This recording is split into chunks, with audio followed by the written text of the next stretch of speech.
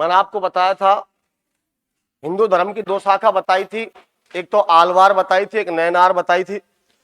आलवार में मैंने आपको बताया था कि जो विष्णु के उपासक होते हैं वो आलवार के अंतर्गत आते हैं, जो शिव के उपासक होते हैं वो नैनार के अंतर्गत आते हैं। और मैंने ये भी बताया था कि भारत में भक्ति का प्रचलन कब हुआ, कहां से हुआ। शंकराचार्य नाम का एक संत हुआ था जिन्होंने भारत में भक्ति का प्रचलन किया था। और उसके बाद उत्तर भारत में भक्ति के जो प्रवर्तक माने जाते हैं, जनक माने जाते हैं, जिसका नाम क्या था, रामानंद।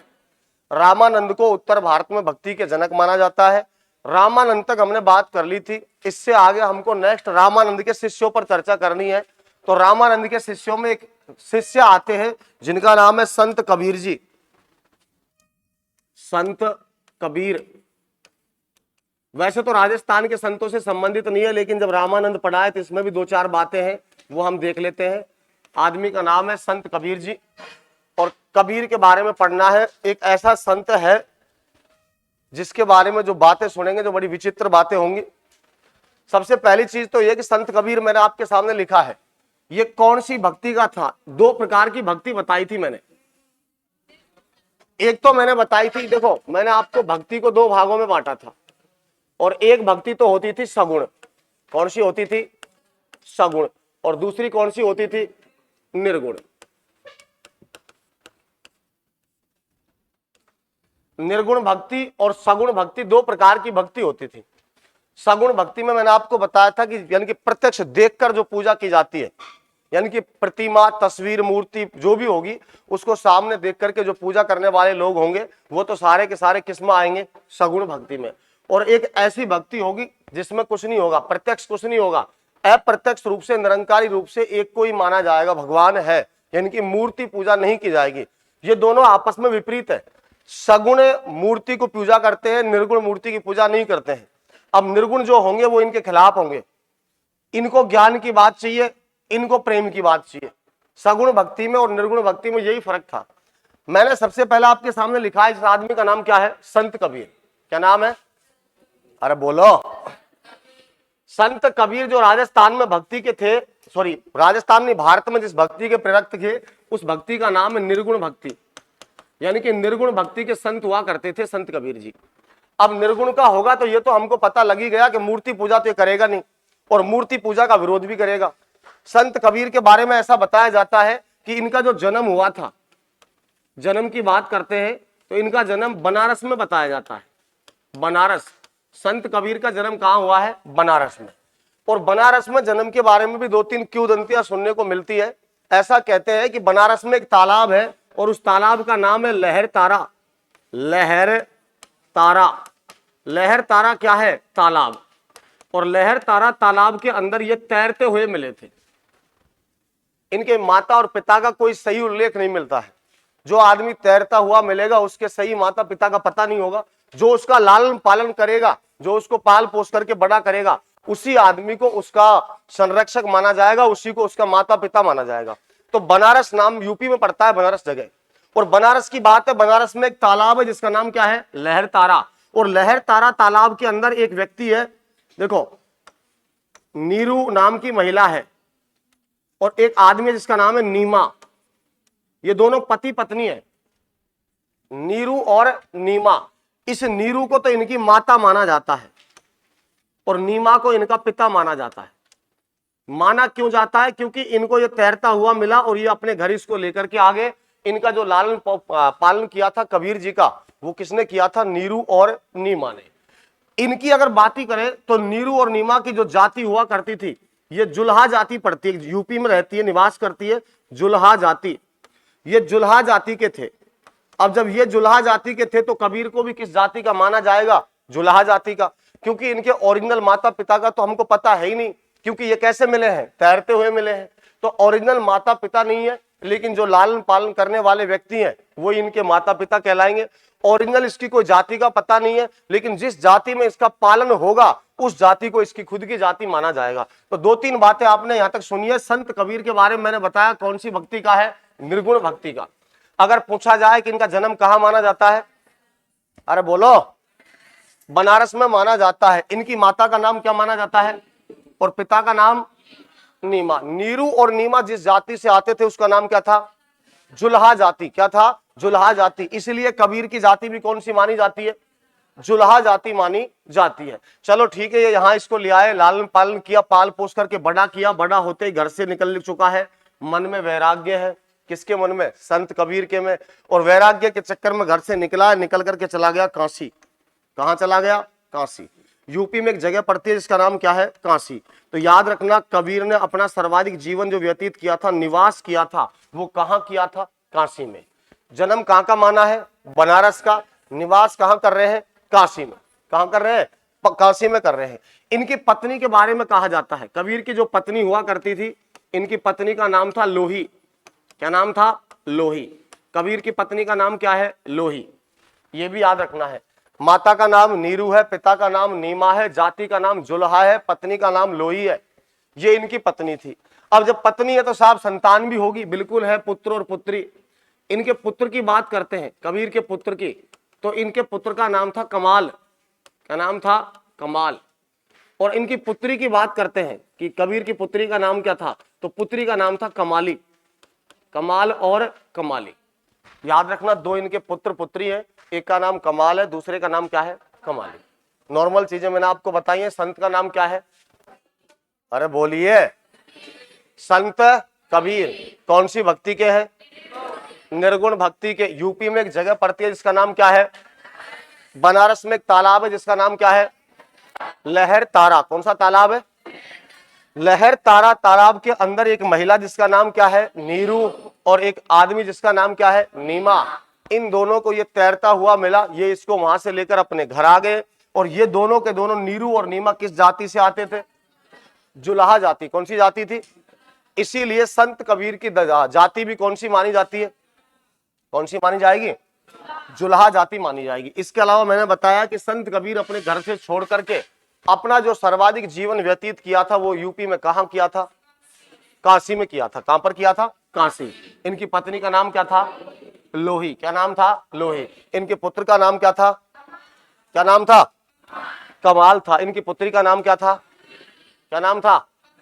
ये बात हो गई। अब ये निर्गुण भक्ति के संत है, तो मूर्ति पूजा का क्या करेंगे? ये विरोध। इनको मूर्ति पूजा से कोई मतलब नहीं है। इस संत ने बचपन से ही जब वैराग्य धारण किया तभी से मूर्ति पूजा का विरोध करने लग गए, और मूर्ति पूजा की इस हद तक बुराई की थी कि संत कबीर के बारे में ऐसा कहा जाता है, आज अगर ये संत कबीर जी होते तो इनके ऊपर न जाने कितने केस चल रहे होते, कोर्ट और कचहरियों के चक्कर काट रहे होते, क्योंकि ये आदमी सीधी कहते थे, बात ऐसी कहा करते थे जो सामने वाले को दुख प्रकट होता था। अब जब दुख होगा तो आदमी केस करेगा, केस करेगा तो फिर कोर्ट कचहरियों में जाना पड़ेगा। इस आदमी ने हिंदू धर्म के भी कटाक्ष किया है, मुस्लिम धर्म पर भी किया है, महिलाओं के ऊपर भी किया है। तो मेरा कहने का मतलब किसी को नहीं छोड़ा। हिंदुओं के ऊपर इसने कहा है कि पाहन पूजे हरि मिले तो मैं पूजू पहाड़, ताही ते तो चाखी भली पीस खाए संसार। मतलब पत्थर पूजने से हिंदुओं तुमको भगवान मिल जाएगा तो मैं पूरे पहाड़ को पूज दूं, इससे बढ़िया तो चाखी है पत्थर की, जिससे पीसकर इस दुनिया के लोग अपना पेट तो भर लेते हैं। तो हिंदू धर्म की आलोचना की, हिंदुओं को बड़ा बुरा लगा। अब इसने सोचा कि भाई हिंदुओं की बुराई हुई है, मुस्लिम तो अभी बच रहे हैं, इसने उनका भी नंबर ले लिया। इसने मुस्लिमों के बारे में कहा है कि काकर पाथर जोड़कर मस्जिद लई चुनाए, ताचड़ी मुल्ला बागदे का भैरव हो खुदाए। मतलब कंकर पत्थर जोड़कर तुमने मस्जिद बना रखी है, इसके ऊपर चढ़कर तुम माइक लगा के आवाज लगा रहे हो, अल्लाह अकबर बोल रहे हो, तो ऊपर वाला कौन सा बहरा थोड़ी हो गया है? अगर वो सुनेगा तो शांति से भी सुन लेगा। दोनों धर्मों को समान अवस्था में छोड़ दिया, हिंदुओं की बुराई की, मुसलमानों की बुराई की, महिलाओं को भी नहीं छोड़ा, महिलाओं के ऊपर भी कटाक्ष किया। आज हमारी संस्कृति में महिलाओं को बढ़ावा देने के लिए बहुत सारे प्रोत्साहन दिए जा रहे हैं, और कबीर अगर आज होता तो ये महिलाओं के ऊपर कटाक्ष करता, और कटाक्ष करता तो भाई साहब ज्यादातर जीवन इसका जेल में व्यतीत होता। कौन से संत की बात कर रहा हूं? कबीर। कबीर ने महिलाओं के ऊपर कहा है कि महिला की परछाई ते अंधा हो तो भजंग, कबीरा उनका क्या होगा जो दिन भर रहे में संग। बात समझ में आई है ना? मतलब कबीरदास जी कहते थे कि महिला की परछाई, गर्भवती महिला की परछाई किसी सांप पर पड़ जाती है तो सांप आंधा हो जाता है, ऐसा माना जाता है। तो वो आदमी इस बात को सीरियस ले गया कि जब इनकी परछाई मात्र पड़ने से सर्प अंधा हो रहा है, तो महिला की परछाई ते अंधा हो तो भजंग, कबीरा उनका क्या होगा जो दिन भर रह में संग। मतलब वो सीरियस ले गया बात को, वो सोचने लग गया कि परछाई पड़ने से आंधा हो गया, रोशनी चली गई, तो उनका क्या होगा। बात समझ में आ रही है ना? हाँ। ज्यादा अपन नहीं कहेंगे ये चल रहा है, लेकिन कोई अपनी काट करके ये कह देगा ये लो ये कबीर बन रहा है। तो बात यह है, ये संत कबीर हुआ करते थे। इनके शिष्यों की बात करते हैं। कबीर के शिष्य, इनके दो प्रमुख शिष्य थे। शिष्य तो बहुत सारे हैं लेकिन दो बड़े चर्चित हैं। एक का नाम है दादू, क्या नाम है? दादू दयाल। क्या नाम है? दादू दयाल। और दूसरे का जो नाम है वो है मलूक दास। मलूक दास, ये दोनों बड़े चर्चित हैं। दादू दयाल ने तो राजस्थान में आगे क्रांति ला दी थी। ये कबीर का अनुयायी हुआ करता था और जैसे इसके गुरु चले थे उसी पर चला था ये भी। हमारे यहाँ पर दादू पंथ की शाखा, दादू पंथ की पीठ और उसके संस्थापक संप्रदाय के ये पूछे जाते हैं प्रश्न। इससे संबंधित, कबीर से संबंधित तो नहीं पूछे जाते राजस्थान के संत संप्रदाय में, लेकिन इसके प्रश्न आते हैं। दादू दयाल भी कबीर के पद चिन्हों पर चला था, मलूक दास भी चला था। और मलूक दास ने तो यहां तक कह दिया था कि अजगर करे ने चाकरी, पक्षी करे ने काम, कहेगे दास मलूक जी सबके दाता राम। मतलब समझ में आ रहा है किसका? मतलब यू आलसी आदमियों। कौन की बात कर रहा हूं? अरे किसकी कर रहे हैं? मलूक दास दुनिया का सबसे आलसी संत माना जाता है। ये इस बात का बल देता था कि दुनिया में आए हो कुछ भी मत करो, जिसने यहां भेजा है ना वो आप व्यवस्था करेगा, टेंशन मत लीजिए। मतलब ये कहता था मत तो कमाइए, मत मेहनत कीजिए। किसकी बात चल रही है? मलूक दास की। और मलूक दास ने तो ये बात कही थी कि अजगर करे न चाकरी, पक्षी करे न काम, कहेगे दास मलूक जी सबके दाता राम। इसका मतलब ये कि अजगर किसी की नौकरी करता है क्या? अरे करता है क्या? पक्षी कोई काम करते हैं क्या? तो पेट तो उनका भरता है। ये इसी बात को कहता था तुम भी कुछ मत करो, जैसा आया हो ना वैसा ही रहो, जो ने यहां भेजा है ना सब व्यवस्था करेगो। तगड़ो आदमी हो यार। कौन की बात कर रहे हैं? ये आज हो तो कोचिंग ना चलवा दे, तो ही ना तैयारी करवा दे। तो सही बात तो यही है। ये तो एक ही बात कहते थे, बस कुछ नहीं करना, जिसने यहां भेजा है पृथ्वी पर वो सारी व्यवस्था करेगा, कुछ मत कीजिए। और हम इनकी बातों को सुनते, एक दिन नहीं मानते, 2 दिन नहीं मानते, 4 दिन बाद तो समझ में आती यार बात तो सही कह रहे, हम भी छोड़ देते ना करें कुछ भी, व्यवस्था तो हो ही जाएगी, जो भेजे जो करे वो। तो ये कौन हुआ करते थे? मलूक दास किसके शिष्य थे? कबीर के। दूसरे शिष्य का नाम क्या है? क्या नाम है? दादू दयाल जी। अब कबीर की और बातें करते हैं। कबीर के बारे में कबीर ने बहुत ज्यादा खंडन किया था। जो ये भक्ति वगैरह हुआ करती थी इसका बिल्कुल खंडन किया था। ऐसी धारणाएं चलती थी यूपी में कि भाई जो आदमी की मृत्यु काशी में होगी ना, काशी में, वो आदमी स्वर्ग में जाएगा। कहां जाएगो? स्वर्ग में जाएगो। लो भाई साहब ठीक है।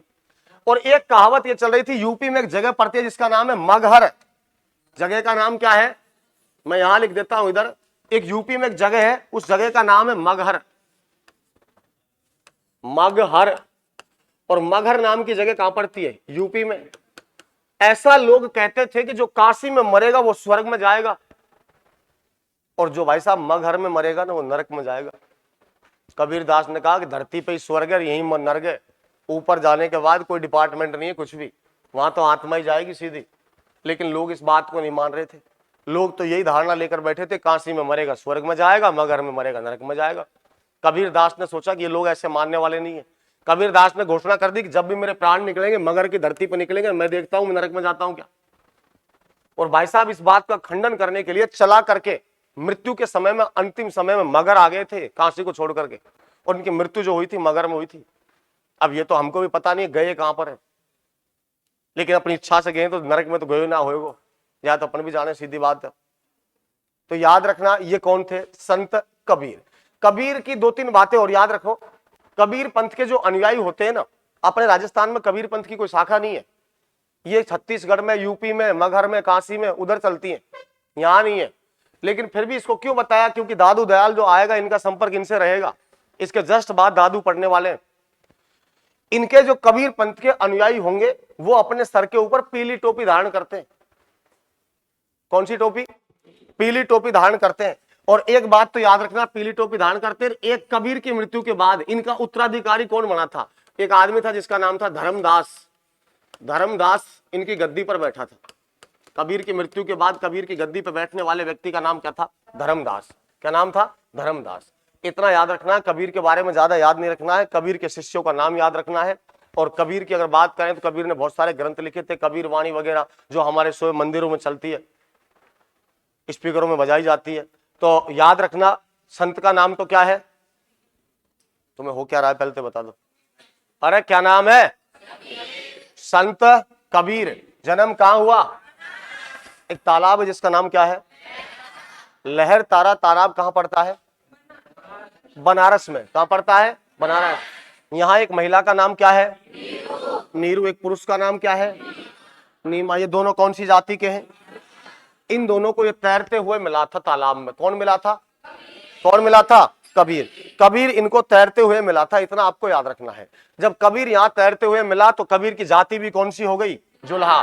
कबीर कौन से संप्रदाय का, कौन सी भक्ति का था? किसका था? निर्गुण भक्ति का। कबीर की पत्नी का नाम क्या था? लोही। कबीर के पुत्र का नाम क्या था? क्या नाम था? पुत्री का नाम? इन्हें अपना सर्वाधिक जीवन कहां व्यतीत किया? काशी में। जन्म कहां का माना है? बनारस का। इनके प्रमुख शिष्य में एक का नाम क्या है? क्या नाम है? दूसरे का नाम क्या है? मलूक दास। कबीर की मृत्यु कहां मानी जाती है? मगहर कहां पड़ता है? कहां पड़ता है? यूपी में पड़ता है। और इनकी मृत्यु के बाद इनकी गद्दी पर कौन बैठा था? कौन बैठा था? तो ये हुआ करते थे संत कबीर। इसके बाद एक नया आदमी आता है जिसका नाम है संत दादू दयाल। संत दादू दयाल। और दादू दयाल की अगर हम बात करते हैं तो देखो, दादू दयाल के बारे में, इस आदमी का नाम दादू दयाल है। बड़ा दयालु आदमी है। इतना दयालु था कि इसका नाम ही दयाल पड़ गया। नाम तो इसका दादू हुआ करता था और दयालु भाव होने के कारण इसका नाम क्या हो गया? दादू दयाल। दादू दयाल के बारे में ऐसा बताया जाता है कि इनका जो जन्म हुआ था, किसका? दादू दयाल का। वो जन्म कहां हुआ था उसके बारे में बताता हूं। पहले इसके कुछ उपनाम देख लीजिए। एक उपनाम तो इसका यह कि इसे कहते हैं राजस्थान का कबीर। राजस्थान का कबीर। राजस्थान का कबीर क्यों कहते हैं? इसके पीछे दो तीन धारणा है। एक धारणा तो यह है कि भाई ये कबीर के शिष्य थे और जैसे कबीर चल रहे थे पद चिन्हों पर, उदी पद चिन्हों पर चल करके इन्होंने राजस्थान में भक्ति को आगे बढ़ाया था, तो इसलिए राजस्थान का कबीर कह दिया। दूसरी धारणा यह है कि जैसे कबीर जी है, जो उनका जन्म हुआ, जन्म और माता पिता के बारे में, जाति के बारे में कोई पता नहीं है, उसी प्रकार संत दादू के बारे में भी वही कहावत है। संत दादू के बारे में कहा जाता है कि जैसे कबीर जी लहर तारा तालाब के अंदर तैरते हुए मिले थे, ऐसे ये भाई साहब ये भी मिले थे साबरमती नदी के अंदर अहमदाबाद में। हाँ, बात करते हैं इनके जन्म की। राजस्थान का कबीर कह दिया, एक बात तो ये। दूसरी बात, निर्गुण भक्ति के संत हैं। जब गुरुजी निर्गुण भक्ति को होएगो तो चेलो भी कौन सा होएगो? निर्गुण भक्ति का होगा। स्वाभाविक सी बात है, सीधी। अब हम बात करते हैं संत कबीर के जन्म की। इनके जन्म की बात करेंगे। इनका जन्म 1544 में माना जाता है। कब माना है? 1544 ईस्वी। और 1544 ईस्वी में माना जाता है अहमदाबाद। अहमदाबाद कहां पड़ता है? गुजरात में। जन्म कहां माना है? 1544 में। माना कहां पर है? अहमदाबाद में। अहमदाबाद में नदी बह रही है जिसका नाम क्या है? साबरमती। क्या नाम है? साबरमती नदी में तैरते हुए मिले। नदी में मिले, ध्यान रखना। इनके माता पिता के बारे में, इनकी जाति के बारे में कोई विशेष उल्लेख नहीं है। अब इसका लालन पालन करेगा कौन? काम की बात हुई जैसे वहां नीरू नीमा ने किया था। एक ब्राह्मण हुआ करते थे गुजरात में जिनका नाम था लोधी राम ब्राह्मण। क्या नाम था? लोधी राम ब्राह्मण। तो लोधी राम ब्राह्मण नाम का व्यक्ति जो था वो इनको यहां से लेकर के आया है। आदमी का नाम क्या है? लोधी राम ब्राह्मण। और लोधी राम ब्राह्मण की अगर हम बात करते हैं तो इसको मिला था। ब्राह्मण की बात करी, लोधी राम ब्राह्मण को मिला, इतना याद रखना। और मिला है तो इसी ने क्या किया? इसका लालन पालन किया। अब लालन पालन जब इसने किया है तो इसकी जाति भी हम कौन सी मान सकते हैं? ब्राह्मण। कौन सी मान सकते हैं? ब्राह्मण। क्यों मान सकते हैं? क्योंकि ब्राह्मण के घर में पले थे, बड़े हुए थे। चलो ठीक है, साबरमती नदी में मिले, अहमदाबाद में मिले, गुजरात की बात है, 1544 की बात है, राजस्थान का कबीर कहते हैं और राजस्थान में निर्गुण भक्ति के संत कहा जाता है। ये गुजरात के अहमदाबाद को छोड़ करके राजस्थान की ओर आ गए थे। किसकी बात कर रहा हूं? किसकी कर रहे हैं? ये अहमदाबाद को छोड़कर ये आए राजस्थान। इन्हें अपनी जो कर्म स्थली बनाई थी, कर्म स्थली। अब कर्म स्थली में दो नाम आपको देखने को मिलेंगे। या तो आपको मिलेगा ढूंढाड़ और या मिलेगा आपको सांभर। ढूंढाड़ या सांभर का क्षेत्र। ये संत दादू ने अपनी कर्मस्थली बनाई, अहमदाबाद से छोड़कर राजस्थान आ गए और राजस्थान में आकर के इन्होंने यहाँ पर भक्ति का प्रचलन शुरू कर दिया। और भक्ति भी कौन सी करिए चालू? निर्गुण भक्ति। कौन सी करिए? निर्गुण भक्ति। अब निर्गुण भक्ति चालू कर दी। इसके बाद अगर बात करें तो उपदेश देगा आदमी, ज्ञान होगा आदमी को तो क्या देगा? उपदेश देगा। तो संत दादू की ये पूछी जाए कि संत दादू का प्रथम उपदेश, ये पूछा जाए कि उन्होंने प्रथम उपदेश कहां दिया? प्रथम उपदेश तो संत दादू का जो प्रथम उपदेश था वो इन्होंने सांबर में दिया था। कहां पर दिया था? सांबर में। सांबर कहां पड़ता है आपको पता है? जयपुर, अजमेर और इनके क्षेत्र के बीच का क्षेत्र है। सांबर में प्रथम उपदेश दे दिया। उपदेश दिया जैसे इसने सोचा कि यार उपदेश से काम नहीं चलने वाला, कोई नई ब्रांच खोले, नयो अपना एक प्रसार से संप्रदाय चलाते हैं। अब संप्रदाय जब चलाएंगे तो अपन को चालू करना पड़ेगा। चालू करेंगे तब क्या करते हैं? 1574 की बात है और 1574 में जयपुर में एक डूंगरी पड़े जो को नाम है भैराणा। कौन सी है? भैराणा। भैराणा डूंगरी पड़ती है नारायणा में। नैरेणा, नैरेणा, नैरेणा कहां पड़ता है? जयपुर में। जयपुर में पड़ता है ये लो। यहां पर इसने अपना एक पंथ चलाया और पंथ का नाम था दादू पंथ। कौन सा पंथ चला दिया? दादू पंथ। दादू पंथ चला दिया और इस दादू पंथ का दूसरा जो नाम है वो कबीर संप्रदाय भी कहा जाता है। दादू संप्रदाय बोल लो या कबीर संप्रदाय बोल दीजिए, क्योंकि इनके गुरु का नाम क्या था? कबीर था, इसीलिए इसका दूसरा नाम है कबीर संप्रदाय। कबीर संप्रदाय। दोबारा से सुनना एक बार बात को। मैंने आपको जो बात बताई वो क्या बताइए? एक व्यक्ति है जिनका नाम क्या है? संत दादू दयाल। क्या नाम है? संत दादू दयाल। और दादू दयाल के बारे में बताया जाता है कि दादू दयाल को राजस्थान का कबीर माना जाता है। राजस्थान में निर्गुण भक्ति के जनक जो माने जाते हैं एक रूप से इनको ही माना जाता है। ये कौन से संत हुआ करते थे? निर्गुण भक्ति के संत हुआ करते थे। अगर बात की जाए दूसरी कि इनका जन्म जो कब हुआ है? 1544 में हुआ है। जन्म के बारे में ऐसी धारणा, ऐसी कहावत सुनने को मिलती है कि इनका जन्म हुआ था अहमदाबाद में। और अहमदाबाद में एक नदी बहती है जिसका नाम क्या है? साबरमती। साबरमती नदी में मिले हैं। किसको मिले हैं? लोधी राम ब्राह्मण को। किसको मिले हैं? लोधी राम ब्राह्मण। तो लोधी राम ब्राह्मण ने इनका लालन पालन किया, इनको पाल पोस करके बड़ा किया। जैसे ही ये बड़े होते हैं गुजरात के अहमदाबाद के क्षेत्र को छोड़ देते हैं और छोड़ करके राजस्थान की ओर पलायन कर लिया। और राजस्थान में आकर के जो ढूंढाड़ का क्षेत्र है, जयपुर के आसपास का क्षेत्र है या सामर के आसपास का क्षेत्र है, इसको अपनी क्या बना लिया? कर्मस्थली बना लिया। यहां आकर के रहने लग गए। अब कर्मस्थली बनाएगा आदमी, भक्ति करेगा तो आदमी को ज्ञान मिलेगा, ज्ञान मिलेगा तो आदमी उपदेश देगा। तो संत दादू ने अपना जो पहला उपदेश दिया था वो कहां दिया था? सांबर में दिया था। कहां पर दिया था? सांबर। संत दादू के प्रथम उपदेश कहां दिए गए? सांबर में दिए गए। एक चीज और याद रखना, प्रश्न यह भी पूछा जा सकता है कि संत दादू ने अपने उपदेश कौन सी भाषा में दिए थे? याद रखना, देखो इसके अंदर दो आपको ऑप्शन मिलते हैं। एक तो सीधा सा बात है ढूंढाड़ क्षेत्र में उपदेश दे रहा है, ढूंढाड़ में रहा है, तो इसकी भाषा भी स्वयं की कौन सी होगी? ढूंढाड़ी होगी। अगर ढूंढाड़ी ना मिले तो दूसरी सभी साधुओं की भाषा जो होती थी उसको कहते थे सदुकड़ी। क्या कहते थे? सदुकड़ी। ढूंढाड़ी भाषा या सदुकड़ी भाषा में इन्होंने अपने उपदेश दिए। अब उपदेश दे दिया, उपदेश देने लग गए, लोग इनके उपदेशों से प्रभावित होने लगे। इसने सोचा कि यार उपदेश से काम नहीं चलने वाला, अब क्या किया जाए? अब एक शाखा खोली जाए, अपना एक अलग संप्रदाय चलाया जाए। गुरुजी का प्रभाव तो राजस्थान में है नहीं, कबीर जी का, अपनी ब्रांच खोल लेते हैं। तो इन्होंने 1574 में, भैराणा डूंगरी पड़ती है जयपुर में, नैरेणा नाम की जगह है, और भैराणा डूंगरी नैरेणा नाम की जगह के ऊपर 1574 में एक संप्रदाय की स्थापना की जिसका नाम था दादू संप्रदाय बोल दो या फिर आप उसको दादू पंथ बोल दीजिए। इसी का दूसरा नाम है कबीर संप्रदाय। क्या कहा जाता है इसको? कबीर संप्रदाय। इसके नेक्स्ट हम बात करते हैं दादू दयाल की।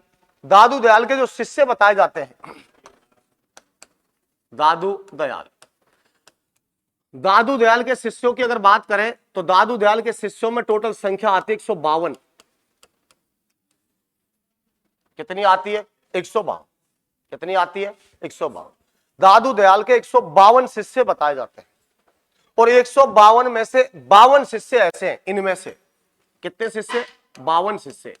52 शिष्य ऐसे शिष्य हैं जिन्होंने दादू पंथ का सर्वाधिक प्रचार किया और प्रचार करने वाले 52 शिष्यों को कहा जाता है 52 स्तंभ। 52 स्तंभ। प्रश्न पूछा जाए किस संत के शिष्यों को 52 स्तंभ कहा जाता है? अरे बोलो। दादू दयाल के शिष्यों को 52 स्तंभ कहा जाता है। टोटल शिष्यों की संख्या कितनी थी? 152, जिनमें से काम के कितने थे? 52, जिन्होंने दादू पंथ को, दादू संप्रदाय का बहुत ज्यादा प्रसार किया था, इसीलिए उनको दादू संप्रदाय के लोगों के द्वारा 52 स्तंभ का नाम दिया गया है। चलो ठीक है, ये 52 स्तंभ हो गए।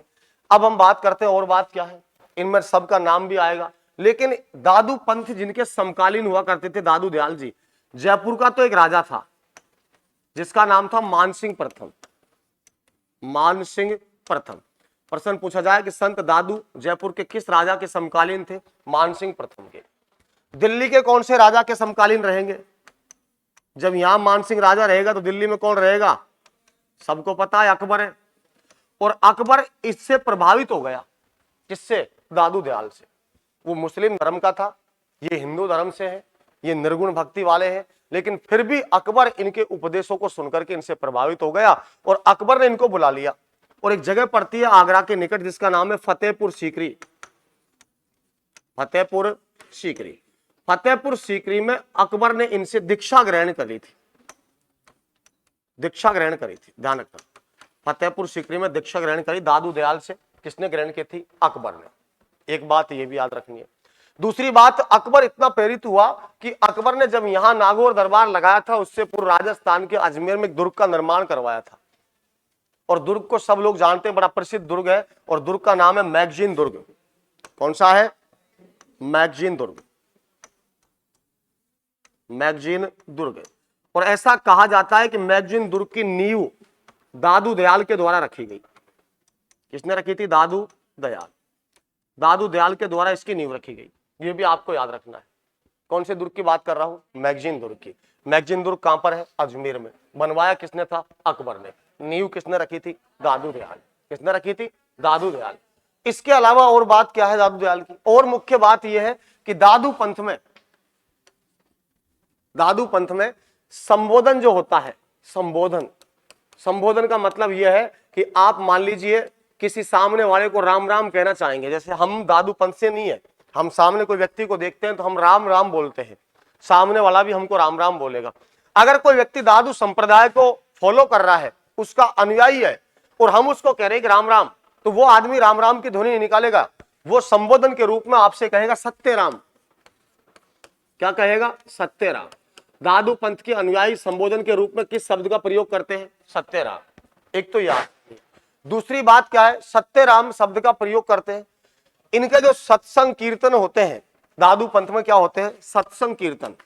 इस पंथ के सत्संग या कीर्तन, सत्संग या कीर्तन की जगह, कीर्तन का जगह लिख दो या चाहे स्थल लिख दीजिए, इसको क्या कहा जाता है? इसको कहा जाता है अलख दरीबा। अलख दरीबा। क्या कहते हैं? अलख दरीबा। इसे अलख दरीबा कहा जाता है। दादू पंथ में सत्संग कीर्तन की जो स्थान होता है, जो जगह होती है, उसको अलख दरीबा कहा जाता है। दादू पंथ में राम राम या संबोधन जो शब्द प्रयोग में लिया जाता है, उसको सत्य राम कहा जाता है। ऐसा कहा जाता है कि दादू दयाल जी के शिष्यों की हम बात करते हैं, इनके पुत्र का नाम तो था गरीबदास। पुत्र का नाम क्या है? गरीबदास। गरीबदास।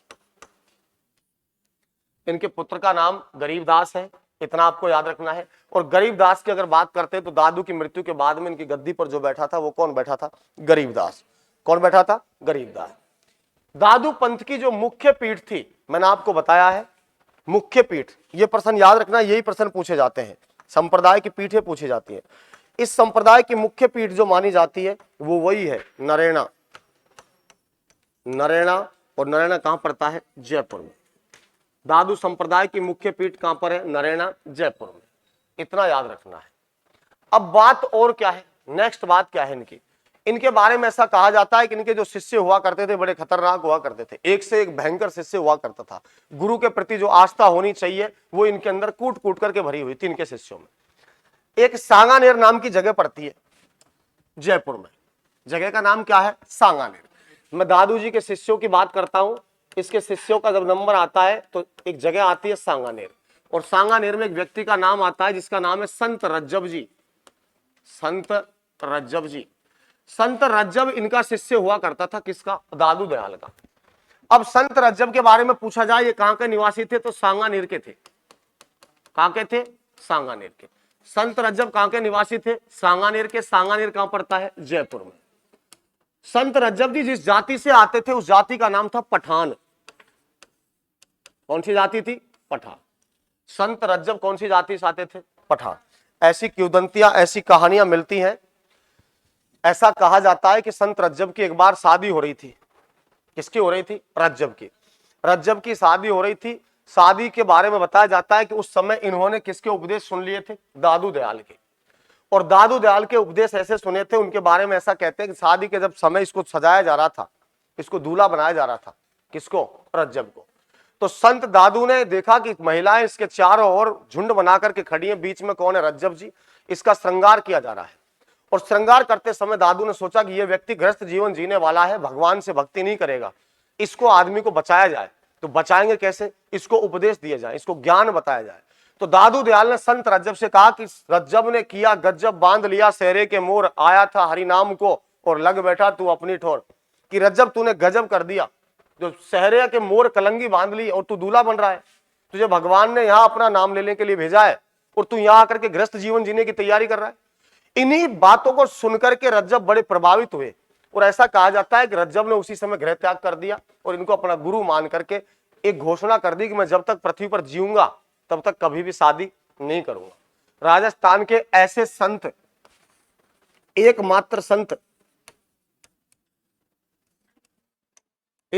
संत जो आजीवन दूल्हे के भेष में रहे। आजीवन किसके भेष में रहे हैं? दूल्हे के भेष में। लो भाई साहब, ऐसा भी आदमी होना चाहिए। गुरुजी की 2 लाइन और आजीवन दूल्हा का भेष में। गुरुजी को तो बिगड़े हुए कहीं है। टेंट को खर्चा होए, गांव भी जी में होएगो और दूल्हा बन रहा था, सज रहा था, उस टाइम रुका है, पहले कह दे तो टाइम पे रुक जाता। ऐसा कहा जाता है कि दादू दयाल से इसने कहा था कि गुरुजी आपके उपदेश सुनकर के मैं घोषणा करता हूं कि मैं जब तक जीऊंगा तब तक शादी नहीं करूंगा। पर एक बात बता, मैं दूल्हो बने हुए हूं, सजा हुआ हूं, मैं लग के तरह हूं। दादू ने कहा बड़ा खतरनाक लग रहा है। तो एक बात सुन ले, रोज मैं दूल्हा बनूंगा लेकिन शादी कभी नहीं करूंगा। ये ऐसे संत हुआ करते थे जो रोज सुबह नहा धो करके दैनिक क्रियाओं से फ्री होते ही दूल्हा बनते थे और दूल्हा बनकर के सज करके पूरे दिन भ्रमण करते थे, लेकिन कभी भी बेचारे ने जिंदगी में कहीं किसी से शादी नहीं की। ये राजस्थान के इकलौते संत है और गुरु की बातों से प्रभावित हुए थे और इतने प्रभावित हुए थे, ऐसा कहा जाता है, एक तो शादी नहीं करी। दूसरी बात क्या है? दूसरा इनके बारे में ऐसा कहा जाता है कि संत रज्जब ने जब दादू दयाल की मृत्यु हुई थी तो दादू की मृत्यु के बाद अपनी आंखें बंद कर ली थी। आंखें इसकी सलामत थी, रोशनी वाली थी, सब कुछ दिखता था, आंखों से जन्मजात अंधा नहीं था। लेकिन दादू की जैसे मृत्यु हुई है और मृत्यु होने के बाद में भाई साहब ने आंखें बंद कर दी। आंखें बंद करी हैं, बंद करने के बाद लोगों ने पूछा, रे आंखें क्यों बंद कर रखी हैं, तेरी आंख तो ठीक है, खोलता क्यों नहीं है? तो इसने बताया जाता है, ऐसा कहा लोगों से कि जो इस पृथ्वी पर कुछ देखने के लायक था वो अब पृथ्वी पर नहीं है, तो आंख खोलकर देखूंगा किसी।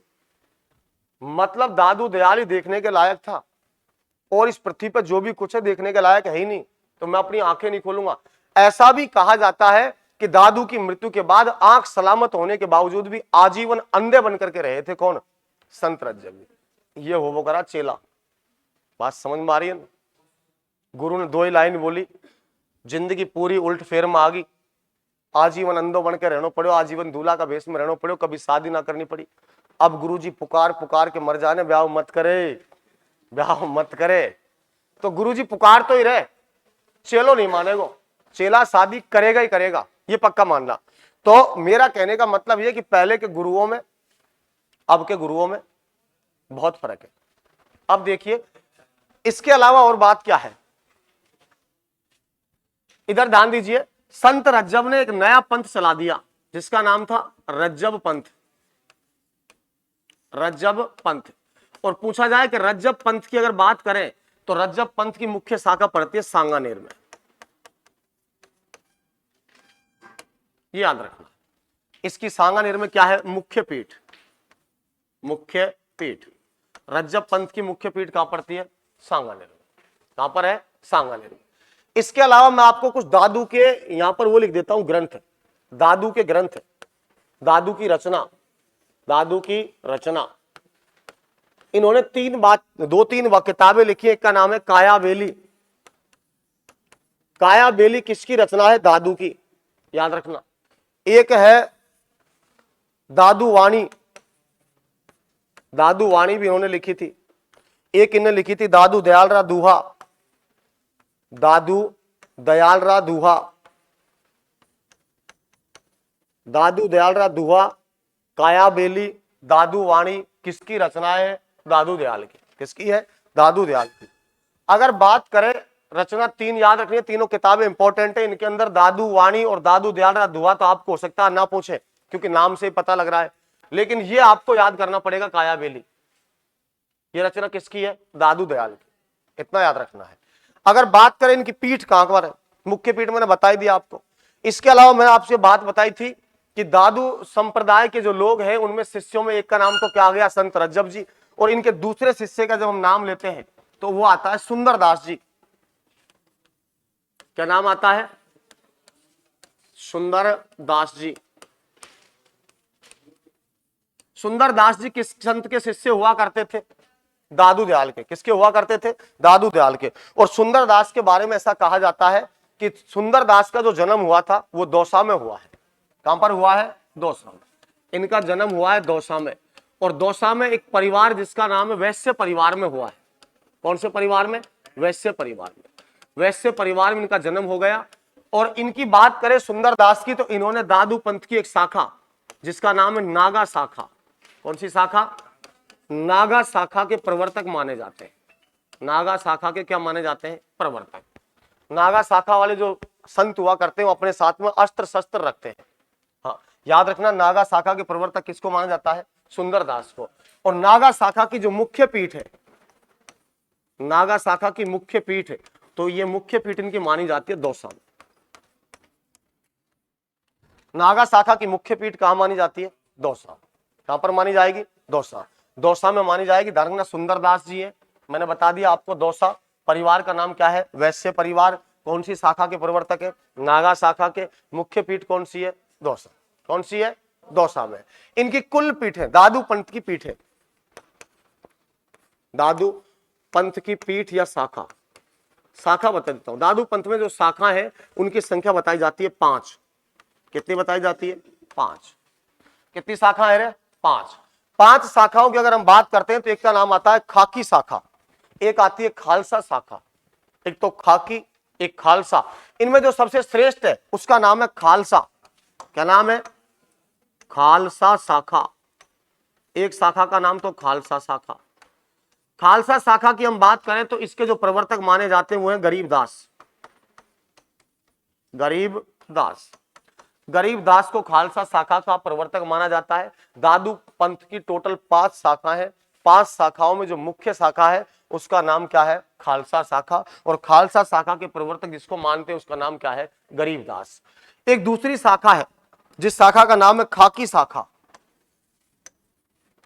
खाकी शाखा। खाकी शाखा के लोगों के बारे में ऐसा कहा जाता है कि ये खाकी वस्त्र धारण किया करते थे, इतना याद रखना है। एक इनकी तीसरी शाखा है जिसका नाम है नागा शाखा। नागा शाखा। और नागा शाखा मैंने आपको बताया ये अपने साथ में अस्त्र शस्त्र रखते थे। ये खाकी वस्त्र धारण करेंगे, ये अस्त्र शस्त्र रखेंगे। इसके अलावा मैं 3 शाखा हो गई। एक होता है उत्तरादे, यहां लिख देता हूं 4 नंबर पर। चौथी शाखा का नाम है उत्तरादे। उत्तरादे। उत्तरादे शाखा की बात करें तो दादू पंथ के जो अनुयायी थे, जो शिष्य हुआ करते थे, उत्तरादा शाखा जो चलती थी इनकी राजस्थान से बाहर उत्तर भारत में चलती थी। उत्तरादा शाखा के जो प्रवर्तक माने जाते हैं, अनुयायी माने जाते हैं, उनके बारे में ऐसा कहा जाता है कि दादू पंथ के जो लोगों ने उत्तर भारत में दादू पंथ का प्रचार किया था वो उत्तरादे शाखा के अनुयायी माने जाते हैं। एक होती है विरक्त। 5वीं जो शाखा है इनकी, उनका नाम क्या है? विरक्त। क्या नाम है? विरक्त। तो विरक्त की हम बात करते हैं तो विरक्त का मतलब यह कि दादू पंथ के वो अनुयायी जो जंगलों में भ्रमण करते हैं, घूमते हैं, उनको कौन सी शाखा में रखा जाएगा? विरक्त शाखा में। कौन सी में रखा जाएगा? विरक्त शाखा में रखा जाएगा। ये कितनी शाखाएं थी इनकी? 5। दादू पंथ की टोटल शाखाओं की संख्या कितनी है? 5। 5 शाखाओं में पहली का नाम क्या है? खालसा शाखा। खालसा शाखा इनकी मुख्य शाखा है दादू पंथ की, जिस पर इसका पुत्र गरीबदास बैठा था दादू की मृत्यु के बाद। दादू की मृत्यु कहां पर हुई थी? नरैना में हुई थी। नरैना में जिस स्थान पर मृत्यु हुई थी दादू की, उसे दादू खोड़ के नाम से जाना जाता है। उसे क्या कहा जाता है? दादू खोड़। उसे दादू खोड़ के नाम से जाना जाएगा, इतना भी याद रखना है। एक बार सबको इसको रिपीट कर देते हैं दोबारा से। देखो, आदमी का नाम क्या है? संत का नाम क्या है? दादू दयाल। क्या नाम है? दादू दयाल। और दादू दयाल की अगर हम बात करते हैं तो दादू दयाल के बारे में ऐसा कहा जाता है कि इन्हें राजस्थान का क्या कहते हैं? क्या कहते हैं? कौन सी भक्ति के थे? निर्गुण भक्ति। कौन सी थी? निर्गुण भक्ति। इनका जन्म कहां माना जाता है? बोलो। अहमदाबाद में माना जाता है। अहमदाबाद में एक नदी है जिसका नाम क्या है? साबरमती नदी में तैरते हुए मिले थे। जैसे कि कबीर मिला था लहर तारा ताराम में, इसी प्रकार ये भी तैरते हुए मिले, इसीलिए इनको राजस्थान का क्या कहते हैं? कबीर कहते हैं। अब बात करें साबरमती नदी में मिला किसको था? लोदीराम। तो दादू दयाल का जो पालन पोषण किया था वो किसने किया था? लोदीराम ब्राह्मण के द्वारा किया गया। एक बात याद रखनी है, तो इसको हम कौन सी जाति के मान सकते हैं? ब्राह्मण जाति। कौन सी के मान सकते हैं? इसे हम ब्राह्मण जाति के मान सकते हैं, क्योंकि इनकी जाति का स्थायी पता तो है नहीं, लेकिन माना जा सकता है। इनका जन्म बताया जाता है कि कब हुआ था? 1544। 1544 ईस्वी की बात है, तब इनका जन्म माना जाता है। संतों के जन्म के बारे में कोई पुष्टि अगर देखा जाए तो वास्तविक रूप से ओरिजिनल नहीं मिलती है। किसी बुक के अंदर आपको जन्म की तारीख क्या मिलेगी, किसमें क्या मिलेगी? क्योंकि अब इनके बारे में कहानी ऐसी है, जो आदमी तैरते हुए मिल रहे हैं उनका जन्म क्या माना जाएगा? अनुमान लगाया जाएगा, ठीक है, कोई बात नहीं है। सेकंड बात क्या है? दादू पंथ ने दादू दयाल ने अहमदाबाद को छोड़कर के अपना कर्म स्थली किसको बनाया था? ढूंढाड़ यानी कि जयपुर के आसपास का क्षेत्र, या फिर आप बोल दीजिए सामर का क्षेत्र, इसको अपनी कर्मस्थली बनाया। कर्मस्थली बनाकर के जब इनको ज्ञान की प्राप्ति हुई तो इन्होंने उपदेश देना शुरू किया। और दादू दयाल ने जो पहला उपदेश दिया था वो कहां पर दिया था? कहां पर दिया था?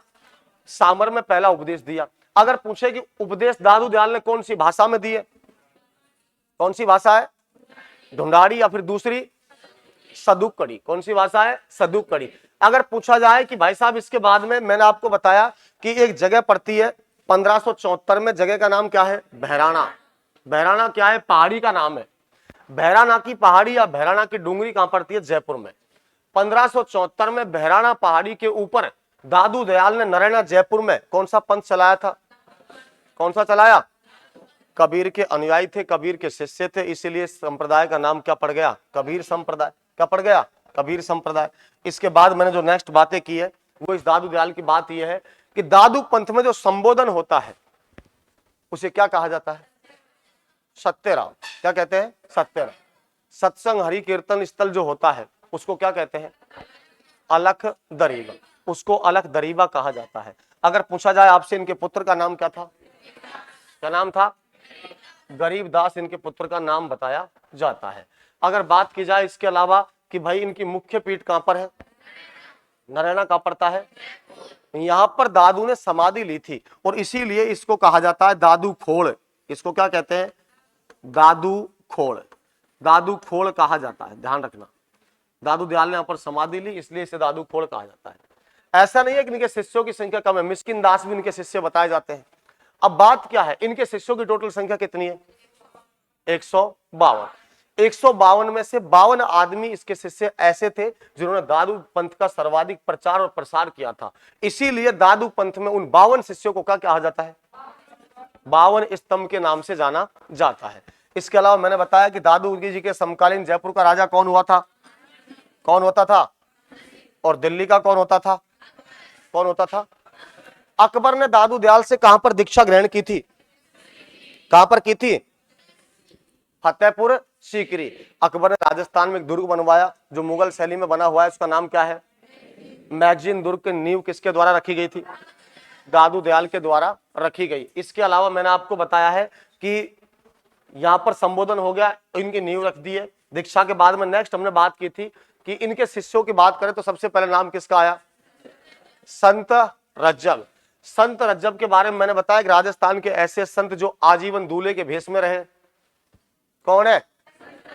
संत रज्जब। ऐसे संत जो अपने गुरु की मृत्यु के बाद अपनी आंखें कभी नहीं खोली। संत रज्जब कहां के निवासी थे? सांगानेर। कौन सी जाति के थे? पठान जाति के। कौन सी जाति के? पठान। इन्होंने एक पंथ चलाया जिसका नाम क्या है? रज्जब पंथ। और रज्जब पंथ की मुख्य पीठ कहां पर है? इसके अलावा मैंने बताया कि दादू जी की जो रचना है, दादू दयाल ने जो ग्रंथ लिखे हैं, उनमें एक का नाम क्या है, क्या है, काया बेली।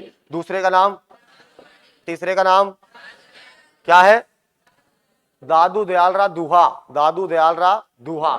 इसके बाद मैंने बताया सेकंड नंबर पे इनके शिष्य का नाम क्या है, सुंदर दास। सुंदर दास कहां के थे, कौन से परिवार के, वैश्य परिवार। कौन सा परिवार है, वैश्य परिवार। और वैश्य परिवार में सुंदरदास जी पैदा हुए थे। इन्होंने एक शाखा चलाई थी जिसका नाम क्या है, दादू पंथ की नागा शाखा के प्रवर्तक किसको माना जाता है, सुंदरदास को माना जाता है। और नागा शाखा की मुख्य पीठ कहां पर है, कहां पर है, दौसा में है। इसके अलावा मैंने बताया कि दादू पंथ की जो शाखाएं उनकी संख्या कितनी है, कितनी है, 5 शाखाओं में एक शाखा का नाम क्या है, दादू पंथ में जो सबसे उच्च शाखा मानी जाती है, श्रेष्ठ शाखा मानी जाती है, उसका नाम क्या है, खालसा। और खालसा शाखा स्वयं दादू जी चलाते थे। और खालसा शाखा की अगर बात करते हैं तो दादू दयाल की मृत्यु के बाद इस शाखा का अनुयायी कौन बना था, कौन बना था, गरीबदास के बारे में ऐसा कहा जाता है कि दादू दयाल का क्या माना जाता है, पुत्र माना जाता है। दादू दयाल का पुत्र गरीबदास इनकी मृत्यु के बाद में इस शाखा का संचालन करता है। दूसरी शाखा का नाम क्या है, खाकी। कौन सी शाखा है, खाकी शाखा के अनुयायी दादू पंथ के जो होते थे वो खाकी वस्त्र धारण करते थे, इतना याद रखना है। तीसरी शाखा का नाम क्या है, क्या है, नागा शाखा। नागा शाखा के लोग जो दादू पंथ के अनुयायी होते थे नागा शाखा के, वो अपने साथ में क्या रखते थे, अस्त्र शस्त्र रखा करते थे।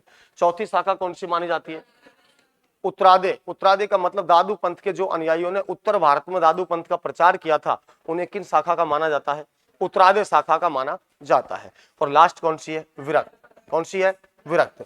अगर बात करें विरक्त की तो दादू पंथ के जो अनुयायी जंगलों में भ्रमण करते हैं उन्हें क्या कहा जाता है, विरक्त कहा जाता है। क्या कहते हैं, विरक्त। तो ये अपने कौन से संत हुआ थे, दादू जी। नेक्स्ट हम बात करते हैं, एक आदमी है संत रैदास। संत रैदास तगड़े आदमी है भाई साहब, ये भी बातें तो कम ही है लेकिन आदमी तगड़ो है। इनका जन्म भी वहीं माना जाता है जहां कबीर का हुआ था। इनका निवास भी ज्यादा वहीं माना जाता है जहां कबीर ने किया था। संत दादू की अगर बात, सॉरी रैदास की हम बात करें तो जिस भक्ति के थे उस भक्ति का नाम क्या है, निर्गुण। कौन सी भक्ति के थे, निर्गुण। निर्गुण भक्ति के संत हुआ करते थे जिनका नाम क्या है, संत रैदास जी। क्या नाम है, संत रैदास जी। अगर इसके अलावा बात की जाए निर्गुण भक्ति के बाद में, इन रैदास जी के बारे में ऐसा कहा जाता है ये शिष्य किसके थे, सॉरी गुरु लिख देता हूं यहां, शिष्य लिख दिया। इनके गुरु का जो नाम था वो वही गुरु है जो उनका रहा था कबीर का। इनके गुरु का नाम है रामानंद। क्या नाम है, रामानंद। जो उत्तर भारत में भक्ति के जनक माने जाते हैं वो इनके गुरु हैं, किनके, रैदास के। रैदास की अगर बात की जाए और नेक्स्ट तो इनका जन्म बताता हूं। जन्म इनका हुआ था बनारस में। जन्म कहां हुआ है, बनारस। और अगर बात करें कि सर्वाधिक निवास या जीवन व्यतीत, सर्वाधिक निवास जो रैदास ने किया था वो किया था काशी में। क्योंकि मैंने पहले बताया था यूपी में एक धारणा थी, काशी को बड़ा पवित्र माना जाता था। और काशी में जो मृत्यु जिसकी होगी, जो मरेगा, उसे माना जाता था कि वो कहां जाएगा, स्वर्ग में। इसलिए इन्होंने अपना सर्वाधिक जीवन व्यतीत कहां किया था, काशी में। काशी में सर्वाधिक व्यतीत किया जीवन। पिता की बात करें, संत रैदास के पिता का नाम क्या हुआ करता था, संतोख दास। एक व्यक्ति थे जिनका नाम क्या है, संतोख दास। संतोख दास, इनके पिता का नाम संतोख दास है। अगर माता की बात की जाए तो इनकी माता का नाम है कलसा देवी। माता का नाम है कलसा देवी। संत रैदास की माता का नाम क्या है, कलसा देवी। एक बात ये भी याद रखनी है। अगर बात की जाए पत्नी की, किसकी बात करें, पत्नी, तो पत्नी मैं यहां लिख देता हूं, पत्नी का नाम है लोना। पत्नी का नाम क्या है, लोना। संत रैदास की पत्नी का नाम क्या था, लोना। अब बात सुनिए, इस आदमी ने एक संप्रदाय चलाया है, उस संप्रदाय के बारे में आपको बताऊंगा, इसके जीवन की घटना बताऊंगा। संत रैदास ने रायदासी संप्रदाय चलाया। रायदासी संप्रदाय, रायदासी संप्रदाय। अगर पूछा जाए कि रायदासी संप्रदाय किसके द्वारा चलाया गया था, रैदास के द्वारा। किसके द्वारा चलाया गया, रैदास के द्वारा। ये गुरुजी इतने चर्चित नहीं है, लेकिन इनकी शिष्यों के ऊपर ये चर्चित हो जाएंगे। रैदास की शिष्या जो थी सब जानते हो सब लोग, इनकी शिष्या का नाम क्या था? मीरा। क्या नाम था? मीरा, मीराबाई। और मीराबाई मैं आपको पढ़ाऊंगा। मीराबाई भक्ति से बड़ी अलग विचित्र राजस्थान के एक भक्त शिरोमणि है, इतना आपको याद रखना है। अब मैं रैदास के बारे में बताता हूं कुछ बातें। इनकी जो जाति थी वो चमार जाति बताई जाती है। कौन सी जाति? हाँ, रैदास की जाति का नाम क्या है? चमार। अब सबसे बड़ी समस्या तो एक आएगी कि मीराबाई क्षत्रिय राजपूत है। क्या है? क्षत्रिय राजपूत। और गुरु जो बनाएगी कौन सी जाति का बनाएगी? चमार जाति का। जब चमार जाति का गुरु बनाएगी तो उस जमाने में आपको पता है कि भेदभाव चलता था, आजकल तो भेदभाव है नहीं। तो मीराबाई को बहुत सारे उल्हाड़े और ताने सुनने को मिलेंगे रैदास को गुरु बनाने के बाद, लेकिन मीराबाई फिर भी अपना गुरु इनको ही मानेगी। रैदास के बारे में ऐसा कहा जाता है कि मीरा ने इनसे दीक्षा ग्रहण की थी, मीरा इनकी शिष्या बन गई थी। पहले मीरा शिष्या बनी थी, उससे पहले मीरा की सास इनकी शिष्या हुआ करती थी। मीरा की सास किसकी शिष्या हुआ करती थी? रैदास। बाद में भोजराज की मृत्यु के बाद जिसने सास ने जिसको गुरु बनाया उसी को बहू ने गुरु बना लिया। किसको? रैदास को। रैदास चमड़े का कार्य करते थे और चमड़े का कार्य करते थे और अपना जीवन यापन किया करते थे।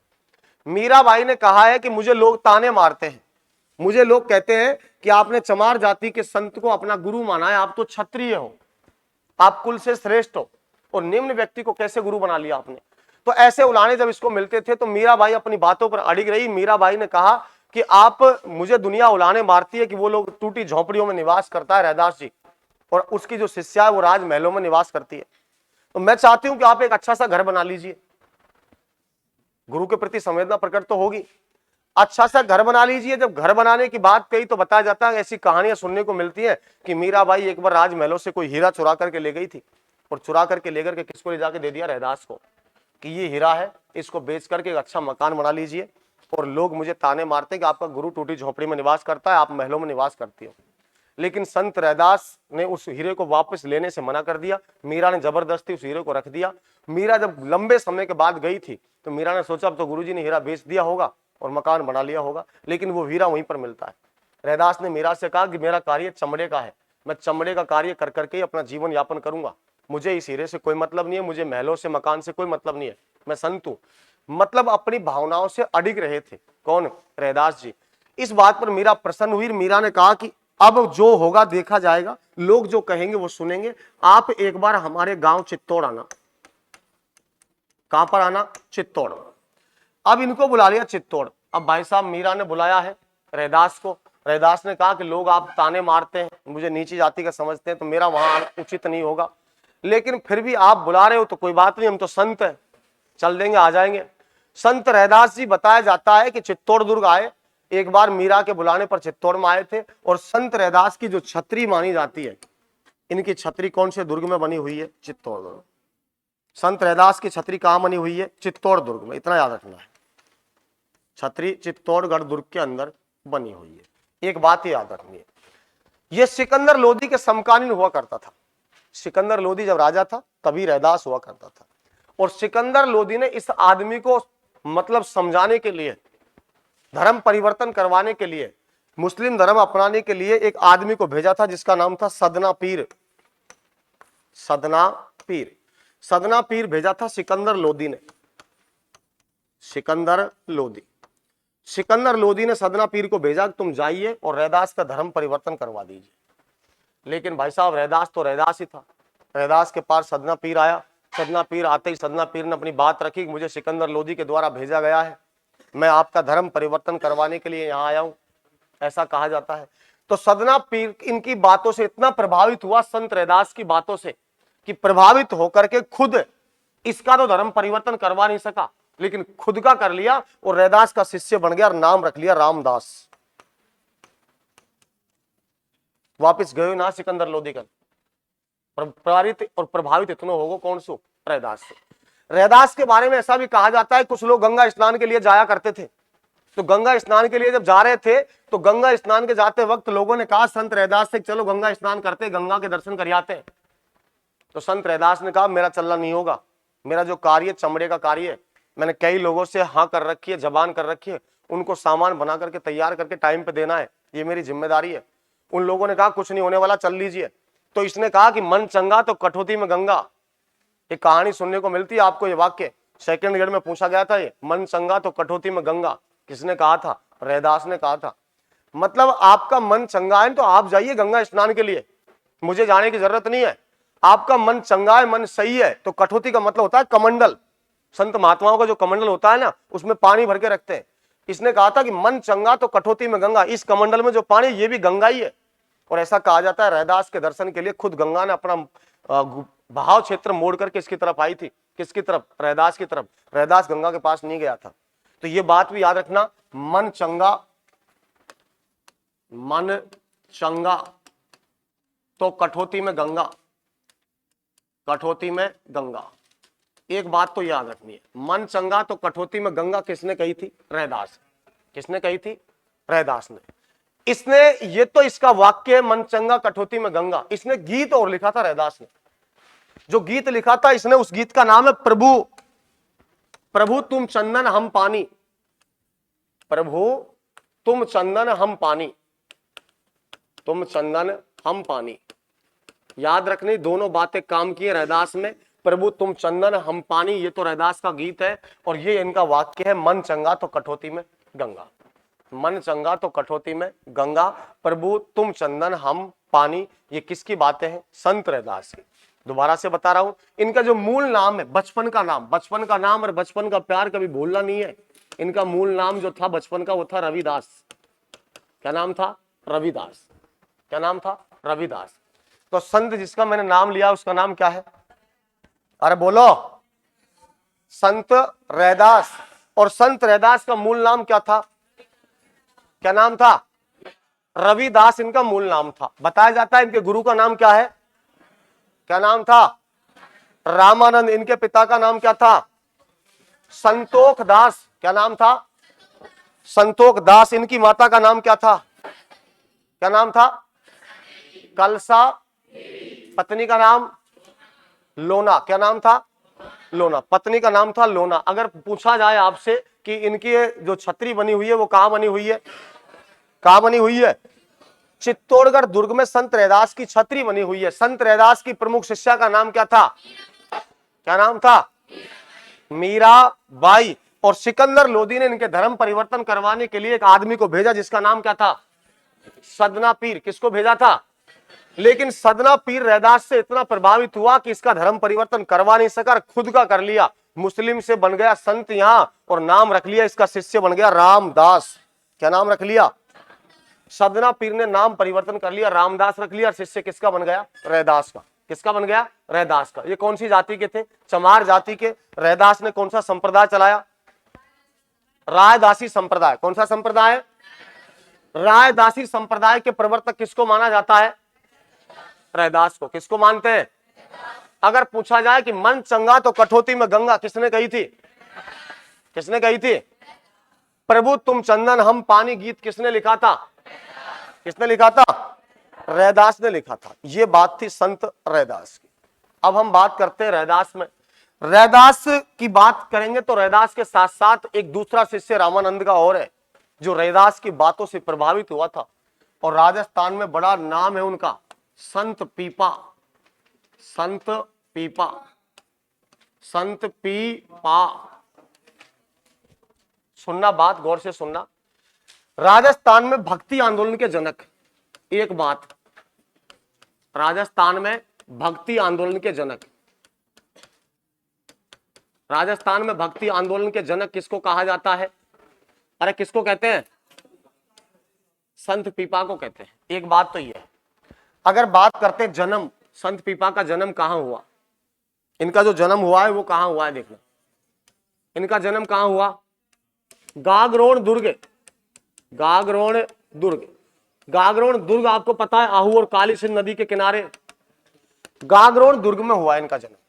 चलो ठीक है। अगर बात की जाए जाति, जाति जो थी खींची राजपूत, इनको खींची राजपूत माना जाता है। संत पीपा को क्या माना जाता है? खींची राजपूत। खींची राजपूत। अगर बात करें तो इनके पिता का नाम था कड़वा राम, केड़वा राम। माता का नाम लक्ष्मीवती, लक्ष्मीवती। पत्नी इनकी बात करें तो कोई टेंशन मत लो, इनकी जो पत्नियां थी उनकी संख्या थी 20। ना है 20 क्यों कह रहा है? अरे ये राजा हुआ करते थे, समझना बात को। इन्होंने गागरोन में राज किया था, इन्हें शासन भी चलाया है, और शासन जो चलाएगा, राजा जो रहेगा, उसके पत्नियां एक होंगी क्या? कितनी रहेंगी? हाँ 20 रहेंगे, ध्यान रखना, ठीक है। इनकी जो सबसे छोटी पत्नी थी ना, सबसे छोटी पत्नी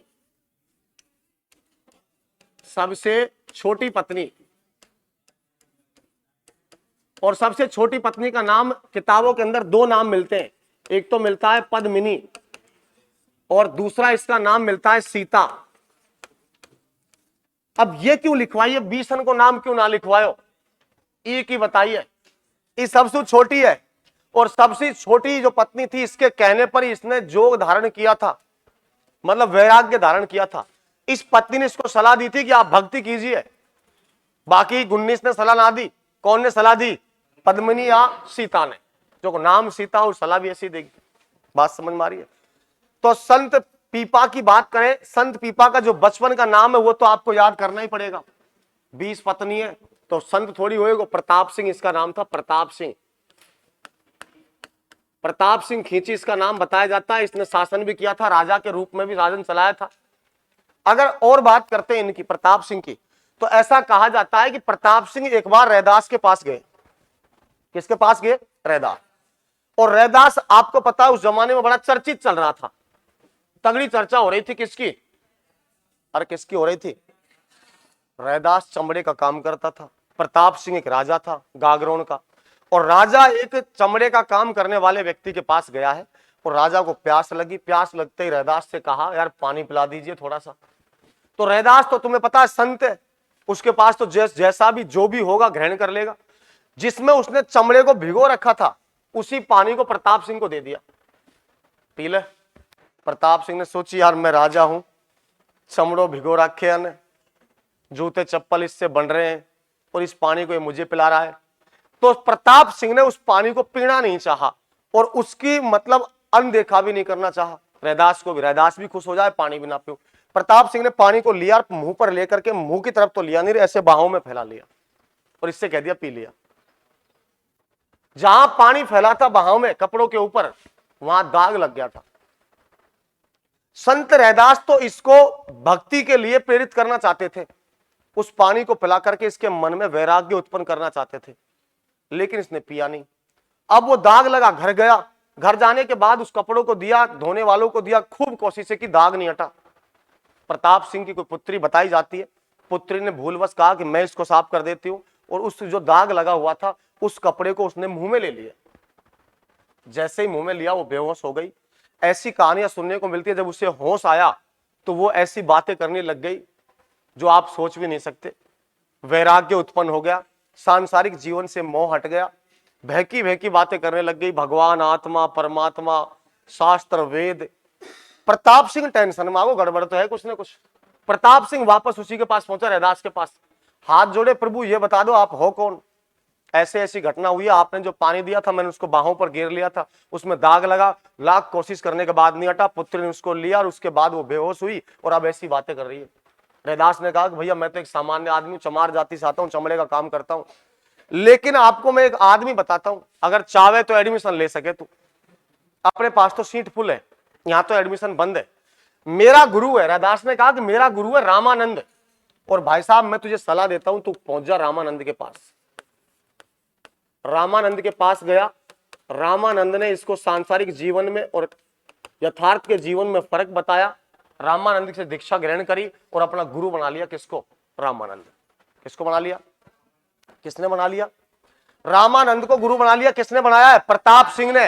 अब तक तो इसका नाम प्रताप सिंह था। जब रामानंद को गुरु बनाया तो रामानंद ने इसको दीक्षा दी, अपना शिष्य माना, और शिष्य मानने के बाद में रामानंद ने कह दी, ले भाई प्रताप सिंह, ये तू भाई साहब भक्ति का रस पी और दुनिया को भी पा।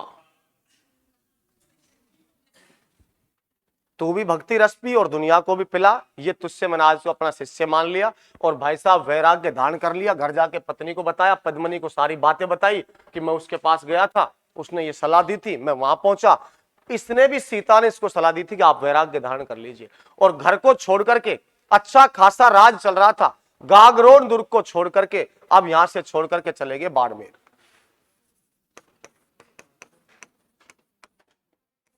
और बाड़मेर में जिस स्थान पर गए उस स्थान का नाम आपको पता ही है, कौन सा गांव है?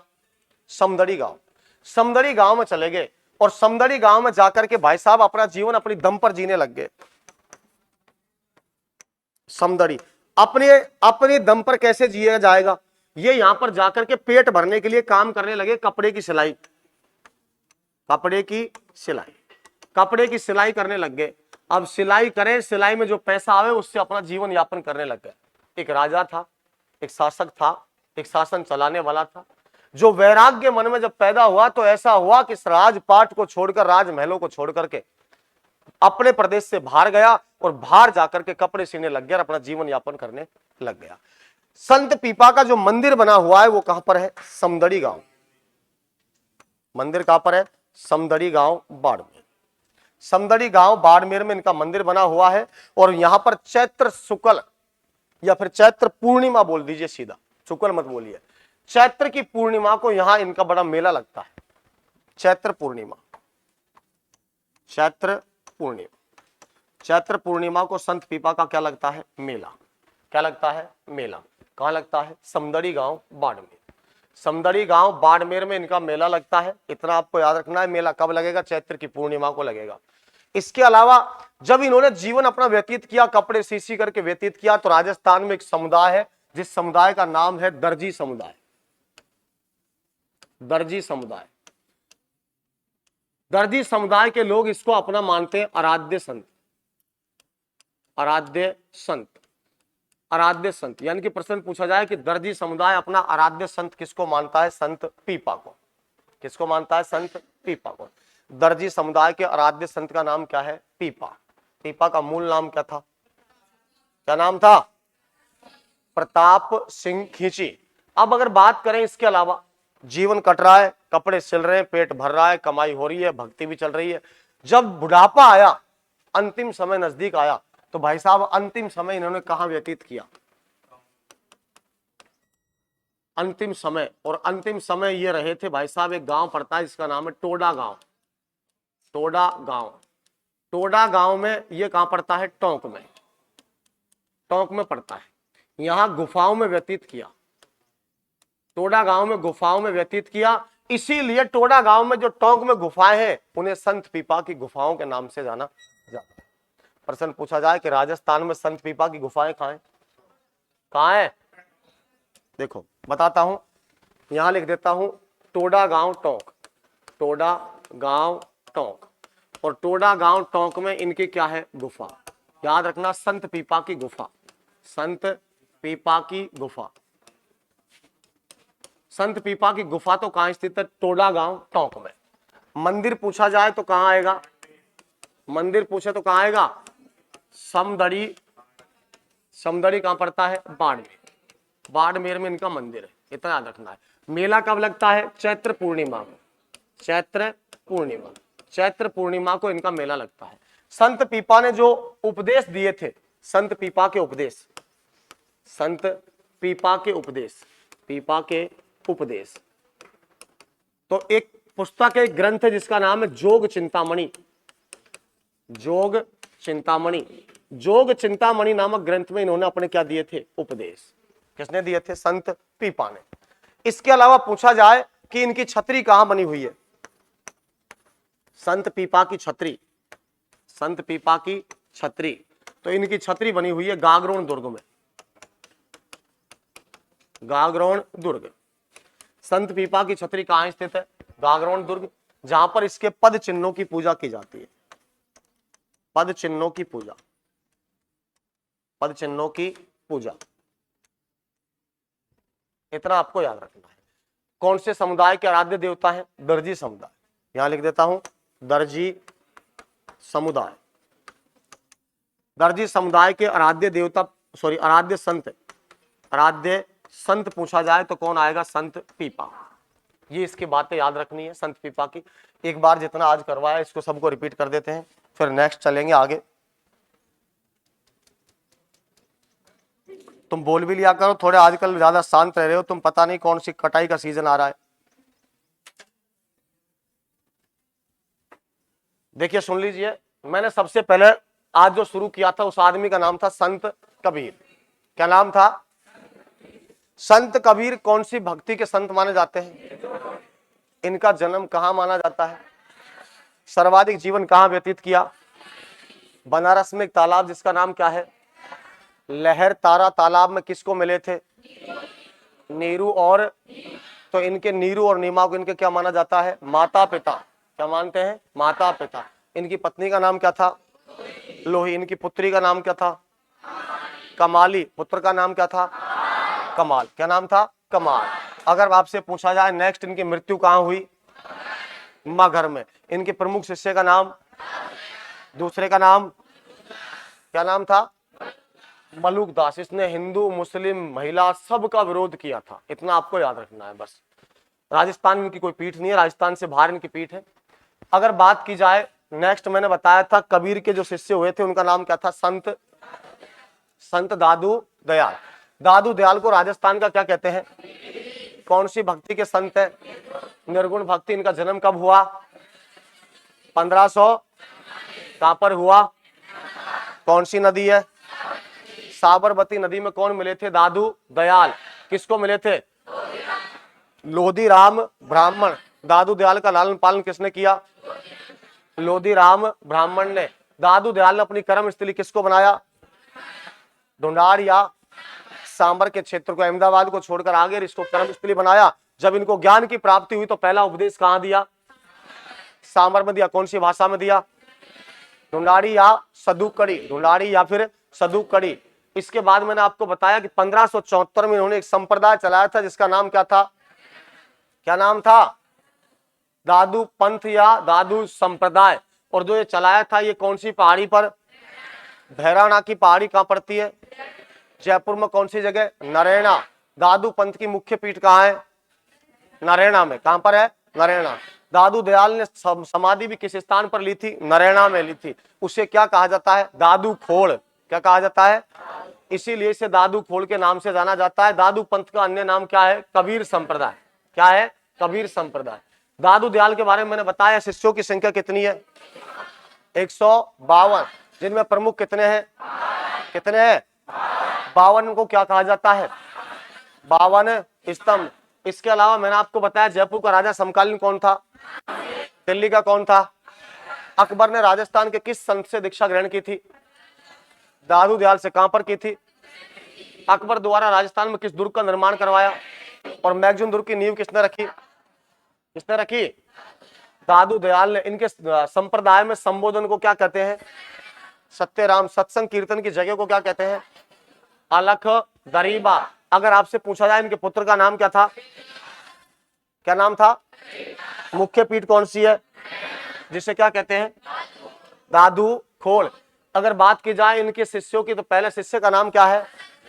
संत रज्जब। कहां के निवासी थे? कौन सी जाति के थे? राजस्थान के एकमात्र संत जो आजीवन दूल्हे के भेष में रहे। संत रज्जब ने कौन सा संप्रदाय चलाया? रज्जब संप्रदाय की मुख्य पीठ कहां है? दादू दयाल की पहली रचना कौन सी है? दूसरी कौन सी है? और तीसरी का नाम? दादू दयाल रा दूहा। इसके बाद दूसरे शिष्य का नाम क्या है? सुंदरदास। कहां पैदा हुए? किस परिवार में? वैश्य परिवार में। कौन सी शाखा चलाई? दादू पंथ की नागा शाखा के लोग अपने साथ क्या रखते हैं? अस्त्र शस्त्र। क्या रखते हैं? अस्त्र शस्त्र। और नागा शाखा की मुख्य पीठ कहां है? कहां पर है? दादू पंथ की टोटल शाखाएं कितनी है? पहली का नाम? दादू पंथ की सर्वश्रेष्ठ शाखा कौन सी है? खालसा शाखा के उत्तराधिकारी दादू की मृत्यु के बाद कौन बने? गरीबदास किसके पुत्र थे? दादू दयाल के। किसके थे? दादू दयाल। दूसरी शाखा का नाम क्या है? ये खाकी वस्त्र धारण करते थे। तीसरी का नाम, चौथी का नाम, जो उत्तर भारत में दादू पंथ का प्रचार करते थे वो किस शाखा के माने जाते थे? उत्तरादि के। और जो जंगलों में भ्रमण करते उसको क्या कहते थे? क्या कहते थे? विरक्त शाखा कहते थे। इसके बाद अगर की जाए, मैंने बताया कि एक संत जिसका नाम क्या है? संत रैदास। संत रैदास कौन से भक्त हैं? बचपन का नाम, गुरु का नाम, जन्म कहाँ हुआ, सर्वाधिक टाइम, पिता का नाम, माता का नाम, कलसा देवी, पत्नी का नाम क्या है? लोना। अगर पूछा जाए संप्रदाय कौन सा चलाया? रायदासी संप्रदाय। इनकी शिष्या का नाम क्या था? किस जाति से थे? सिकंदर लोदी ने इनका धर्म परिवर्तन करवाने किसको भेजा? लेकिन सदना पीर इनका शिष्य बन गया और खुद का नाम क्या रख लिया? क्या रख लिया? इनकी छतरी कहाँ बनी हुई है? चित्तौड़गढ़ दुर्ग में। कहाँ बनी हुई है? चित्तौड़गढ़। संत रैदास की छतरी कहाँ है? चित्तौड़गढ़ दुर्ग में। अगर पूछा जाए संत रैदास का आदर्श वाक्य क्या है? मन चंगा तो कठौती में। और रैदास का प्रमुख गीत कौन सा है? प्रभु तुम चंदन हम। इसके बाद कौन सा संत आया? क्या नाम है? राजस्थान में भक्ति आंदोलन के जनक किसको कहते हैं? संत पीपा का जन्म कहाँ हुआ? किस समुदाय के आराध्य देवता है? दर्जी समुदाय। कौन सा है? दर्जी। जाति कौन सी है? खींची राजपूत। पिता का नाम, माता का नाम, पत्नियों की संख्या, सबसे छोटी का नाम पद्मिनी या सीता। पद्मिनी या सीता। अगर पूछा जाए मूल नाम क्या था? गुरु का नाम क्या नाम था? रामानंद। इनका मुख्य मंदिर कहाँ है? इन्हें कर्मस्थली किसको बनाया? समदड़ी कहाँ पड़ता है? समदड़ी गांव में मेला कब लगता है? और इनके अंतिम समय कहाँ बीता था? टोडा गांव टोंक में। संत पीपा की क्या है? क्या है? मंदिर कहाँ है? समदड़ी बाड़मेर। मेला कब लगेगा? संत पीपा के उपदेश कौन से ग्रंथ में है? किस ग्रंथ में है? संत पीपा की छतरी कहाँ है? गागरोन दुर्ग में, जहां इसके पद चिन्हों की क्या होती है? और किस समुदाय के आराध्य देवता है? दर्जी समुदाय। छोटू बंद कर दीजिए इसको। तो आज इतना ही बहुत है। नेक्स्ट क्लास में फिर करेंगे चर्चा। संत संप्रदाय वैसे तो 2-3 दिन में हो जाता, पर अब लगे 4-5 दिन तो लग जाएंगे। इतना टाइम तो लगेगा अभी।